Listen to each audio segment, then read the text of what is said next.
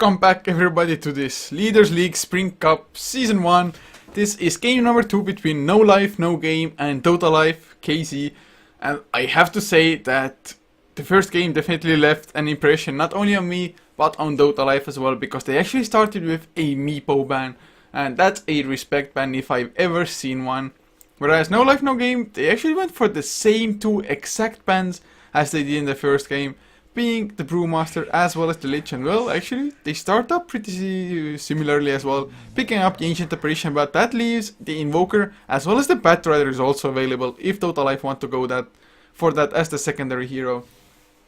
And I can't say I'm too impressed by how No Life No Game start this up in this game number 2. If they go for the Treant Protector now as well as the secondary one, it's just gonna feel like that they know how to play one strategy, but without the Meepo, will the strategy actually work? Actually, one thing that I didn't even mention in the last game, Ancient Apparition plus Meepo with the Chilling Touch, it's pretty berserk. But Dota Life, this time, they actually decide to go for the Centaur instead of the Batrider as the initiation. And Mirana picked up for No Life No Game, so mixing it up at least just a little bit. I mean, I guess we might see a Shadow Demon ban now coming out by Dota Life. Whereas No Life No Game is actually banning out the Faceless Void. So taking out hardcore carry heroes. Are they going to ban out something like an Anti-Mage now as well? Or maybe a Spectre? Spectre wouldn't be that bad with the Centaur as well as the Invoker. But nope, a Dazzle taken out instead. Whereas Dota Life, so far, they've banned the Wraith King and now I guess it might be a Shadow Demon. Nope, they go for a Rubik ban instead. And what are Dota Life looking for now then? I mean, yeah, sure, Rubik is just an overall good utility hero. But against the Centaur, I guess it's kind of easy to steal the Stampede, or at least Rubik somehow managed to steal it anyway at all times. Whereas from the Invoker, any spell can be useful. So Dota Life? Third pick. They need supports, maybe a jungler. I mean, they have a mid laner and an off laner. Then again, they can mix it up, sending like Invoker safe lane, having a dual mid and a dual off lane with Centaur +1, and they can do anything. I guess IO dual lanes are not out of the question at the moment either. Will they actually go for it though? That's the bigger question, as they pick up the Treant Protector for themselves. They want to keep the towers alive, and well, Mirana, a lot of times you see Mirana's actually split pushing quite a lot. But they don't have that much damage, at least not early on. So the Treant does negate the Mirana's damage somewhat. And of course, keeping people alive overall is always nice. But No Life, they get themselves the Shadow Demon Mirana combination, one of the most potent killing combinations. Disruption into the Soul Catcher, into 5-second arrow, maybe 1 to 5 second, depends on how far she is. But with the Starstorm to follow up, man, that should be the death of anybody almost. Early on, when she only has the arrow, actually might not have enough against heroes like the Centaur Warrunner, especially if they have the Treant Protector there as well. And well, the Centaur is a pretty nice offlane hero overall. And unless she gets arrowed, and well, actually he might be up against a solo safe lane, because No Life No Game, with the 3 heroes they have, that would be a pretty strong aggressive tri-lane as well. But Dota Life now, 4th pick about to come out. Will they pick up another support and leave No Life wondering what their carry is gonna be? Or do they pick up the carry straight up? Do they just go for something aggressive? I mean, Centaur is a pretty aggressive hero, Invoker, one of the best playmaking heroes. Whether you go for Vex or Exort, you can still just do so much. I think Exort would be pretty nice with the combination of Treant Protector's Overgrowth, of course. And well, so far nothing. 53 seconds left on the bonus time, and finally these teams, or at least one of those teams, actually think long and hard what would be the best possible hero for them. There's 40 seconds left. I guess as far as supports go, most of the decent ones are already banned. Shadow Shaman, always a possibility, get some extra push for herself, some lockdown to maybe make it so that Mirana doesn't get a leap out. Or do they go for something crazy like a Slardar? Don't think it will happen, but it does help against the Moonlight Shadow. A little bit at least. And 15 seconds left, man. Oh, they're really just taking their time and they go for the Slark. So they are going aggressive after all. And well, Slark, also a really hard hero to actually kill. And bonus, the Giant Living Armor as well. So Slark, he's gonna be invincible. Unless he gets arrowed, of course, after the disruption. In that case, can't even use the Shadow Dance or Pounce Out or anything along those lines. But no life, no game. They pick up their own offlaner or solo safe laner, the Tidehunter. And actually the Tidehunter up against the Centaur on a lane. The Tidehunter should have the upper hand because the Anchor Smash, it reduces the damage of the Centaur by so much. It does a pretty decent amount of harass damage in return. As well as it's fairly spammable, low cooldown, low mana cost. But OD, the last ban by Dota Life, and OD does do pretty well against the Invoker. OD, of course, is just a pick to make sure you win at least one lane 100%. Whereas No Life, No Game, what do they actually ban out now? I mean, it's kind of hard as well. They ban out the Bane of all heroes. I'm not too sure if I would have seen that, but Nightmare into Pounce Initiation, it's definitely strong. And Dota Life now, they might actually want a stun as they have the Slark already. I still think Shadow Shaman wouldn't be all that bad, just shackling the Tidehunter up as well. They assure Kraken Shell can break yourself free of stuns or any debuffs. But early on, the Tidehunter doesn't have as big of an HP pool, and 1 point in Kraken Shell, 600 damage threshold, so that's most of your life already anyway. Oh, they go for a Witch Doctor instead, so Paralyzing Cask, Voodoo Restoration, and well, Death Ward definitely does a lot of damage, but Death Prophet, the last pick for No Life, No Game, that's gonna be their mid laner up against the Invoker, and well, No Life, No Game. Apart from the Death Prophet though, they actually don't have any push at all almost, but I guess they're maybe a little bit more teamfight oriented with the Ravage, Ice Blast, and the Exorcism from the Death Prophet. Definitely not a bad lineup for them at all, but Dota Life, they just have it a little bit more aggressive, but who can get the execution? Who will come out ahead? I guess we will find out soon enough, as there's only one more player left to actually pick up his hero, and when he does, we will have the show on the way. And to introduce the lineups, Hodge, he is playing up on the Slark, leaving Galaxy to play the Witch Doctor with LTW on the Treant Protector, Divine probably heading into the mid lane on the Treant Protector, and Good Luck GL playing on the Centaur, but on the offlane probably once again. As for NGNL, looks like they're going for an aggressive try-in, or at least going for a 5-man early aggression. They're not smoked up or anything, so might or might not be successful. But Sonic, he's on the Tidehunter, leaving Deuce to play the Ancient Apparition for the second game in a row. Uragan to play the Death Prophet, leaving Cartman on the Shadow Demon, and Senra on the Mirana. So somewhat of a role swap. Sonic probably not part of a mid lane, a tri-lane carry role anymore.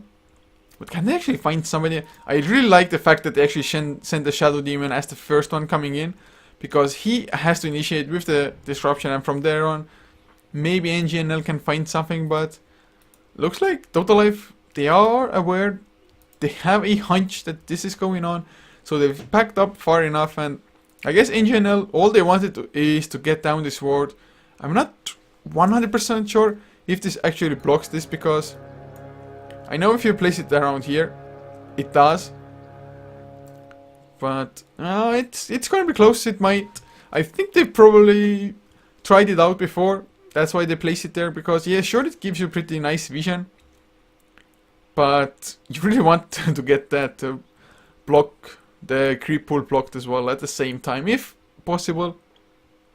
Yeah, it's not a must, but just a little extra, getting some more value out of your Observer Ward, as well as if it blocks, or well, if it doesn't block, the enemy of course won't even sentry it out, so I guess you'll have vision for the whole duration of it. But then again, do you really want your enemies to have sentry wards for other stuff? It's just a trade-off that they will have to take, I guess. LTW, nothing gonna happen yet. Senra, he's on the bottom lane with Shadow Demon and Ancient Apparition, so they're going on the aggressive tri-lane as expected, leaving Sonic to play the safe lane up against the Centaur. And I guess we will see if my predictions were correct, that the Tidehunter should win his lane. unless there are any rotations, I really think the center can't really harass the Tidehunter off as effectively, especially because both of them of course have the stout shields already as well. But Anchor Smash does not care about the stout shield, and in the end that is, or maybe the deciding factor, as with the haste rune Senra actually dragging the creep wave around already. And oh, can they actually get some nice body blocking by Cartman and nice creep positioning? Only got the range creep. Unfortunately, they were really close in actually completely succeeding. But oh, one sentry already out. Doesn't get the ward. I think they were expecting a ward to be here to get some rune vision at the same time. But instead, NGNL went for a slightly different ward. And I actually like that because there are way too many wards on this little hill here. Or maybe here. So if you just place a sentry around this area, you're likely to get one way or another. But bottom lane Hodge, he's level 2, picks up 2 points immediately, Dark Pact as well as Pounce, just for the maximum survivability. Dark Pact, the arrow off of himself. If he comes out of the disruption, if he activates Dark Pact straight up, he's actually likely to survive it. Oh, Sonic takes a little bit too much harassment here. Actually, so far, well, Chiel, he's been aggressive with the Who Stomp, has gotten off one. I don't think he has been able to do more, but Sonic definitely went too deep when he started tanking up the tower. And those, oh, sentry, come on, place down your sentry. Doesn't look like it. They don't need to do it at the moment. It's not obvious that they have a sentry there or anything. If it's an observer ward and you see your enemy backing off, yeah, then it's obvious. But so far, I guess it would have been kind of a random sentry, but they just steal off the neutral camp as well as the neutral creeps from the Radiant side. So NGNL being bullies in the offlane at the moment as well. At least Slark is getting some form of farm, 3 and 1. But since nobody is actually harassing him on the lane, can feel a little bit safer there. But oh, are they gonna go for it, Cartman? It certainly looked like he wants to go aggressive. But no boots of speed, can't get in range and Deuce now. Actually, he placed down the sentry ward. I mean, I guess it was a random one just in case. And it does get rid of the enemy sentry ward. Will Dota Life now go for a sentry ward of their own again? Or actually, oh, never mind. They don't have any. They already placed this down, so they got rid of this observer ward at the very least. Guess nice sentry placement. One sentry for observer, the other sentry by the side of Tyre for a sentry ward, so a little bit better off for Dota Life in that trade. And now top lane, looking at the farm, 13 and 2 on Sonic compared to 8 and 1 on the center. That's definitely in the Tidehunter's favor. And yet another sentry ward, man. Those guys, they hate vision, but this sentry ward, it's also blocking off this camp now, I think. At least it most certainly should. And top lane, well, GL, harass-wise, right-click-wise, Tidehunter, yeah, maybe he doesn't have that much because the return always being annoying, getting you 16 damage at least, plus 26% of the center strength. And Cartman, oh, I thought he might want to go for it, but then again, the tree, he was between the trees and there's no way you could actually box him in properly. The arrow possibility is always there, but you need to follow up as well, otherwise it's not even necessary to throw it out, because if they throw out the disruption and the arrow and miss with it, that's actually the perfect opportunity for Dota Life to initiate on their own. Looking at the mid lane though, Uragan 19 and 8 compared to Divine's 13 and 5, so the Death Prophet doing really well, of course. His double damage rune helped out some as well, but still the Crypt Swarm is such a spammable ability. Does a lot of damage. Oh, there's the disruption. Will there be an arrow? The range creep is there. There's no arrow follow up. There's the Dark Pact. Paralyzing Cask as well. Can they get the bounce? The Sunstrike, it's off target, but it doesn't matter as Mirana. Oh, never mind. He got the leap, but the last strike was already there by the Witch Doctor. And make that a kill. The first blood goes to Dota Life. Really well executed. And well, that's what I was talking about. I mean, this time they didn't even try to throw the arrow. But if the disruption is on cooldown, that's the perfect opportunity for Dota Life. They're going for another disruption just as the pounce came out. The arrow to follow. It does connect as well, but the Dark Pact, it's gonna get rid of it. But then again, Dark Pact damages yourself. And now Galaxy, he's taking a lot of damage. The Chilling Touch, extra right click. It's too much. It's level 2 as well, 60 damage for 4 right clicks. Oh man, that's a lot of magic damage you have to take extra. Especially if, as NGNL, they have 3 ranged heroes to dish out the damage. GL 11 to 2 compared to 25 and well, 26 and 4 on Sonic. So as the Anchor Smash gets higher levels, the less farm the center will actually get. At least the less farm he will get without putting himself in trouble. And well, now Sonic, he has the Ravage as well. There's no Gush, but I think he actually might try to go for the kill. If he gets one more Anchor Smash on GL, that's gonna be an easy kill. Although there is a Stampede as well, center. You have to play careful, Sonic. You can see he wanted to get the Anchor Smash on the center himself as well. Oh man, this would be really good if he actually got the solo kill here. Definitely worth it if you use the Ravage that early on. Because I don't think he's actually thinking about rotating at the moment all that much. Probably just wants to finish up his Blink Dagger as fast as possible. Or mech if they want to go for fight heavy and Uragan isn't going for the mech on the Death Prophet instead. As well, they just keep on farming. 28 and 3 on Senra, 7 and 1 on Hodge. So effectively, NGNL, they're winning all 3 of their lanes at the moment. And another nice sentry ward coming out, killing off an observer ward here. Extra 50 gold. No, they're going for what the disruption is there, but Hodge the Stampede. They don't initiate with this Star Pact. Already used Paralyzing Cast, bouncing around Cartman, bouncing back to him for the 3rd time. The arrow catches Hodge. Do they have enough damage? Soul Catcher as well. He's gonna go down to the Starstorm. There's the leech it onto Cartman. He might take a fall. The Sunstrike does get the kill, but they lose Galaxy because of that. And that's a double kill for the Mirana. And well, as the Prophet rotated around Sonic, didn't even use the Ravage for that. They get the kill on the center as well. That's, well, Hand of Midas finished, at least on Divine's Invoker, but man, it's not worth it in the slightest. You gave away 3 kills, yeah, sure you got 1 in return, but what is it worth it? Plus, you have to use your glyph on the tower. Tower, well, not quite down to half HP, but pretty damn close to it. As center, he's yet to get his Tranquil Boots. 7 minutes in, he would want to be halfway towards his Blink Dagger already, if it was up to him. Oh man, he's not doing any better than an off-lane center against a tri-lane would. Well, I guess he's getting the levels at least, so that's something good.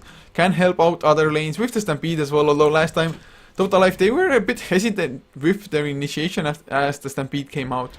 And now Senra, oh, they're on the hunt. Can they kill off the Invoker? Invoker is full HP, so it's definitely gonna be harder.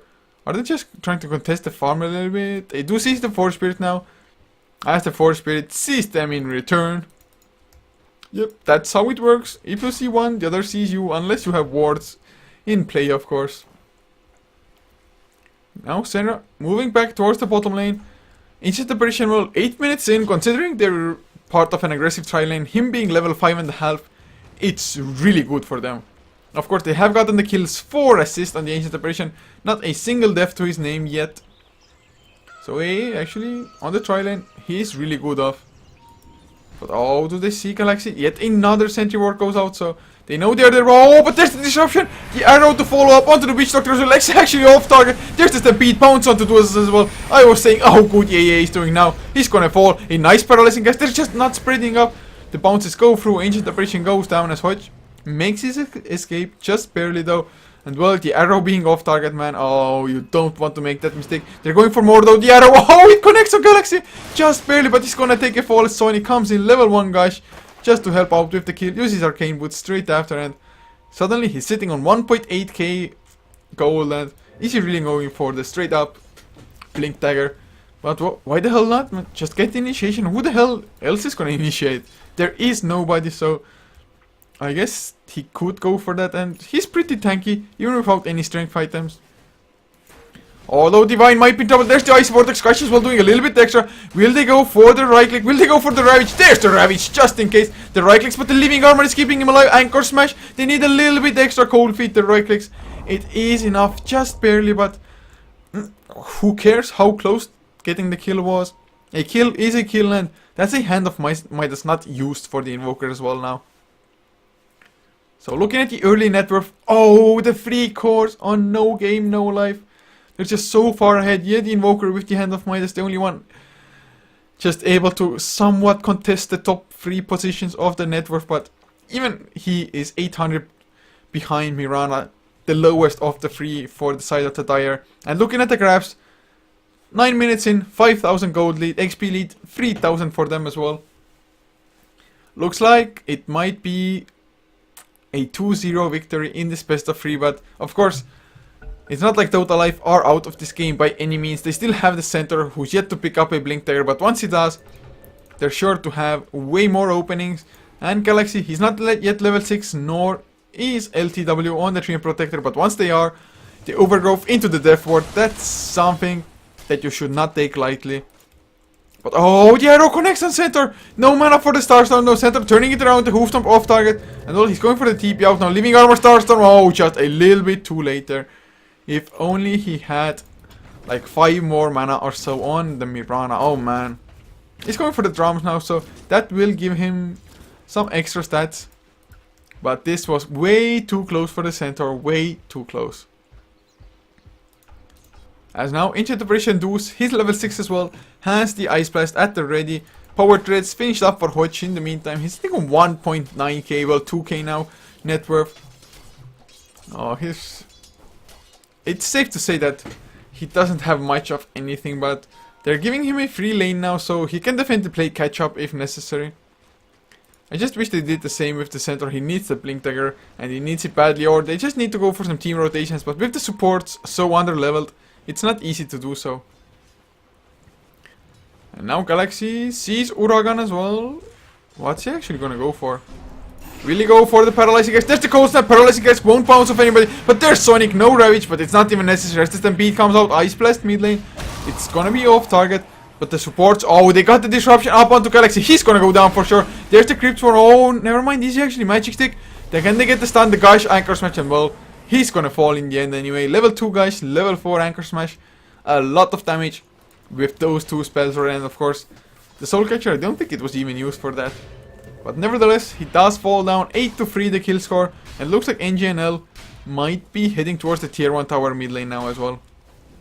They don't have the Death Prophet, but Death Prophet, working on drums of his own, actually has them finished now. Plus face boots. So, going for the tanky, fast race car, Death Prophet kind of build. But mid lane Sonic, he has his blink there. Oh, he's gonna be in trouble. Cold Snap up. Hodge is coming in as well. They can get the pounce, and well, this Titan, he stood there for a little while too long, but Hodge, oh, he actually might fall down. The Chilling Touch, nope. He Shadow Dances out of it, and now Paralyzing Guys onto Deuce. Are they really giving away to Sunstrike? Oh, dodged by Ancient Operation. Beautifully done. Not running away like a noob, like I would. Just making sure he dodges that Sunstrike, and still 1 kill, getting a high priority kill on the Titan, to be honest. And the Titan, well, he stood there for way too long anyway, but Uragan just pushing out bottom lane. The tier 1 tower already down, so not too much point in actually pushing that same lane. Although Senra, GL, do you really want to go for the Mirana without a Blink Dagger? I'm skeptical, but well, he has 400 damage with the double edge, 200 with the Hoofstomp, so wouldn't need all that much more. I mean, the Stampede damage might actually be enough with a few right clicks in between. Like Stampede in, right click, Hoofstomp, right click, double edge, right click, might be enough. But then again, that would require for the Mirana not to get a leap out in between those right clicks or stuns. And at the moment, NGNL has slowed down a little bit. Invoker catching up as well with his own Hand of Midas as Hodge. Well, with the kill on the Tidehunter, with the free farm that he's been able to acquire on the bottom lane, might be enough. But Old Death Prophet, level 1 Exorcism, not that scary of a spell, but might be scary enough if you're a level 5 Witch Doctor. So this tower, either it's gonna get denied or it's gonna go down. Oh, Sonic, he blinks in aggressively, doesn't find anybody and just has to run his way back again. But top lane, they're going for GL, maybe the Ice Blast is off target. But GL, oh, center, there's the Gush. Can they actually do enough now with the Stampede? He's gonna make his escape. So once again, Stampede on cooldown. They won't get any kills from it at least. So NGNL must be pretty happy about that. Making them waste the Stampede and now probably able to get this tier 1 on the top lane.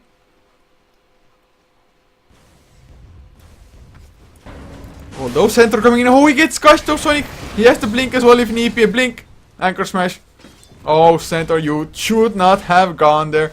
That was a huge mistake. I mean, he knew Tidehunter has a blink there, so even if he wouldn't have been in range for the Gush normally, then the blink would still have been there. And well, thanks to this now, Sonic still in possession of his Ravage, not on cooldown, and he's even working towards the mech now. Only needs a recipe to finish that up.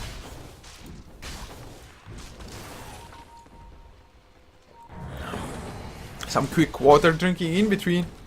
As Uragan, He is level 11 now, 33 seconds for his ultimate cooldown, but once that comes up, the level 2 exorcism does way more damage than level 1, and they use the drums as well for extra attack speed. They want to get this tower paralyzing, guys, though. A TP in, 2 TPs. Can they actually do it, Sonic? He has the Ravage, really go for it. A nice silence coming out as well. Hodge, he's taken out immediately. Sonic is low as well, but gets the anchor smash and the guys and the Ravage, of course. It hit at least 3 heroes, and now Uragan. Oh, nice overgrowth by LTW. Ice Divine, he's still alive, but good luck. He can come in. He just falls down. Shadow Demon. Shadow Poison gets the kill, and now Sandra comes in. Arrow. It's not gonna connect. Divine stayed alive as well, thanks to Living Armor. But man, that was not worth it, since Sonic, he didn't even die on the Tidehunter. Oh man, and he's not going away either. He wants to blink in, Gush, Anchor Smash to get the kills. But looks like the entirety of NGNL are backing off for the time being. Or are they? In Ancient Depression, he does not want to die. He's already halfway through getting his Aghanim Scepter. So that might be a really fast one with Sandra. Drums, Aquila, face puts, and now working for what I can only guess is going to be a Maelstrom, because that's just such a common build. Whereas Divine, 2.8k in the bank, and what's he actually building for? What is he saving for? Don't tell me it's going to be a Rapier, not Rapier, the Radiance, man, that would be sick. Or does he want to go for straight up Sheepstick? I'm not even too sure. I mean, why the hell would you save up 3000 gold otherwise? I just don't see the point to it. But Galaxy now finds himself a haste rune if he just goes to pick it up. Yule Scepter finished on Uragan, on the Death Prophet, so he's even speed there, plus 40 movement speed. He's sitting at 462 movement speed, non-stop. Unless he gets slowed, of course, but he can even go up a little bit higher if he activates his phase boots. I think it's gonna be almost hasted with the phase. Oh, that speed, man. Mech also finished up on Sonic. So the team fight just got even stronger for them. What's his Ravage cooldown? 33 seconds again. Of course, Overgrowth back up for Dota Life. It's such a low cooldown as Centaur farms and escapes his Death Prophet wall. He gets the kill on Witch Doctor. He did drop somewhat low, but going for Hodge, maybe the Shadow Dance wears off. Can he actually use up the Slark? Oh, that's exactly what he does. He's going in. Can he get the silence? There's the silence. Death Pact is there, but he's not there. Oh god, Uragan. He played this so ballsy, and well, he came out on top. Survives with 40 HP. If he would have given away the kill, would have been a lot of gold, a lot of XP in the pockets of the Slark. But Death Prophet, I guess he was confident in his ability to pull that off. And indeed he was. Oh, there's the Moonlight Shadows as well. They want to go for mid lane. Divine still has 3.7 k gold. Man, I can't imagine him going for the Divine. Nope, Necro Book. So Necro level 1, soon to be Necro level 2, 200 gold away from that only. As Arrow gets dodged, but oh, the Demonic Purge comes in from behind. Soul Catcher as well. There's the Ravage up onto 2. Ice Blast to follow. Well, Centaur, he can't do much of anything. There's a disruption onto Invoker as well. Divine Anchor smashed up. Can they do enough? Oh, a nice overgrowth once again. Sunstrike onto Cartman. He goes down, and Sonic now in some trouble as well. Another Anchor smash, but he's gonna fall as well. GL, he came back. He bought back for it on the Centaur. But I guess killing off Sonic definitely worth it. And they keep the tower alive as well. So Giant can start bringing that back up with the Living Armor, of course.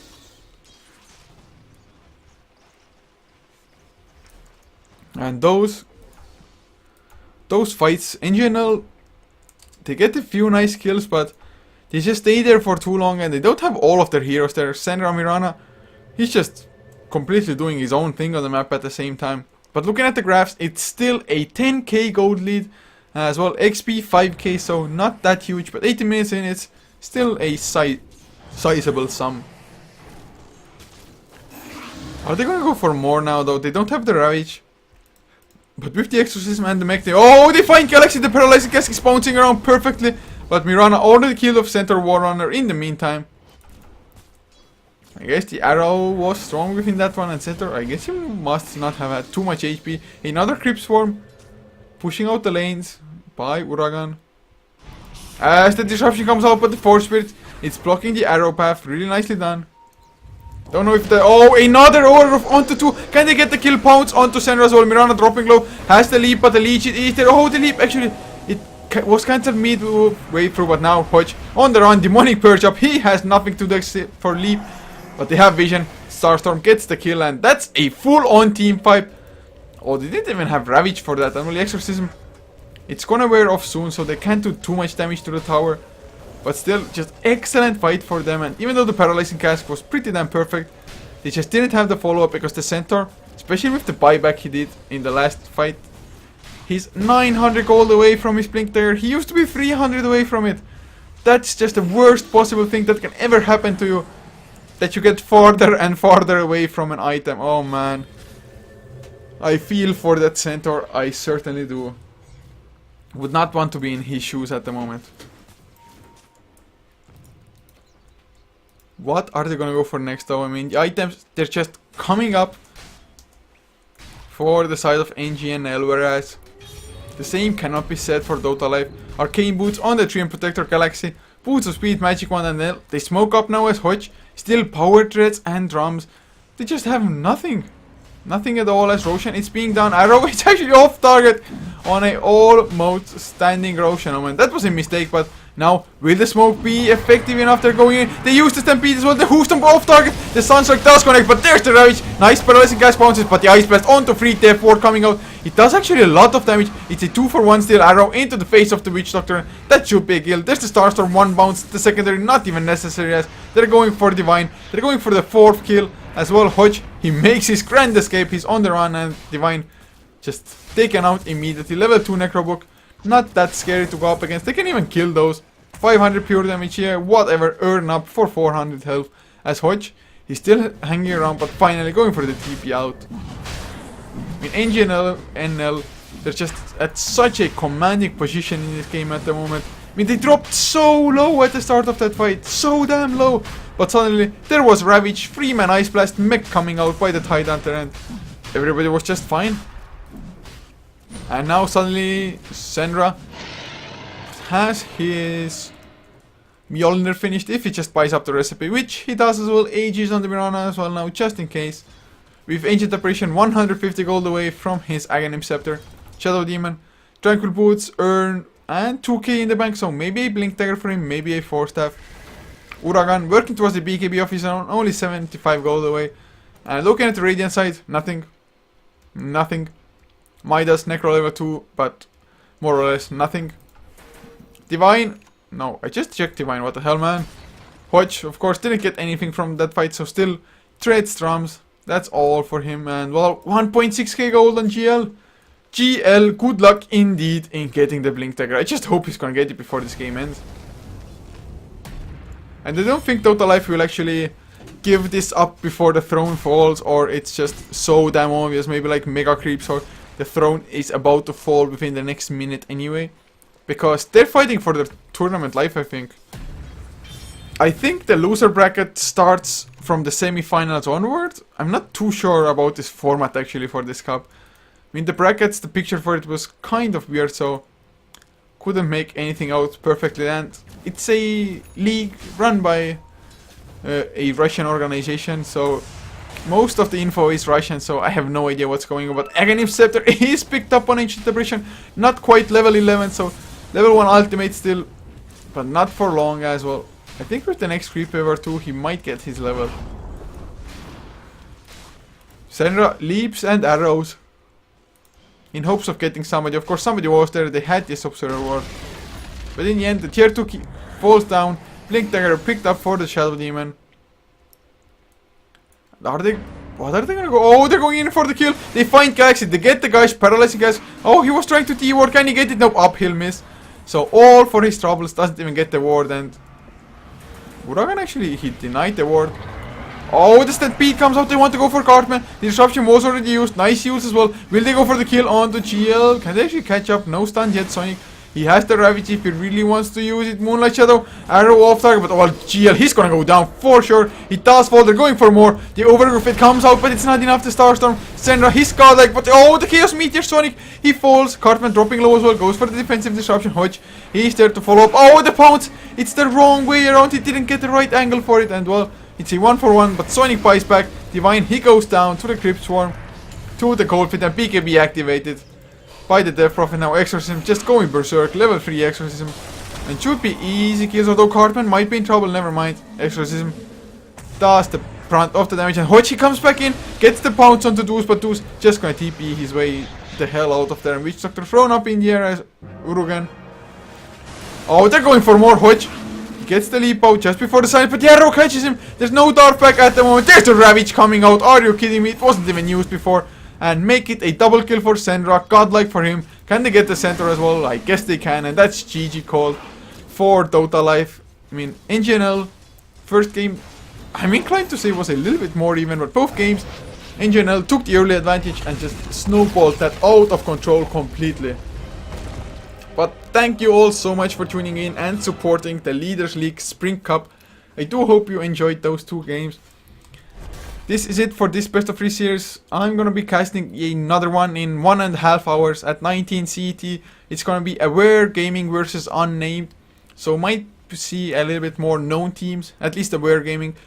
Definitely most people have heard of that name, if not the players in it. So maybe something to look forward to.